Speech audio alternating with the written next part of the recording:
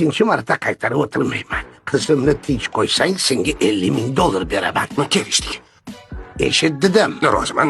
Hali gapimni tugatmadim. Yaxshilab dollar eshit. dedingiz, shuni o'zi yetadi. Hammasini tushundim. Siz aytgandek bo'ladi. Naqd vaqtdir. Sen qarshilik qilmaysanmi? Meni g'ururim bor, pul kerak emas demaysanmi, ishqilib? Bir daqiqa.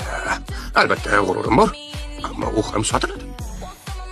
Pul meni motivatsiyam. Xo'sh, chek yozib berasizmi yoki naqd berasizmi? Lekin oldindan aytib qo'ya qolay, savdolashmayman. Ko'p bo'lsa olaveraman, kamiga rozimasman. Sen qizimni hech sevmasmiding? Sevmaslikning iloji yo'q. Juda parvarish qilibsiz. Go'zal qiz sevaman, lekin pulni undan ham ko'p sevaman. Biz pırıl ama işleden paraya çok tamah ediyorum. Karakter meselesi.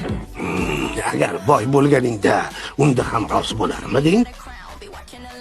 Pulim bo'lmaganida bunday bo'lmasdi albatta. Shundaymi, faqirlikdan ekanda? Boy bo'lganimda 300-400 dollar so'ragan bo'lar edim.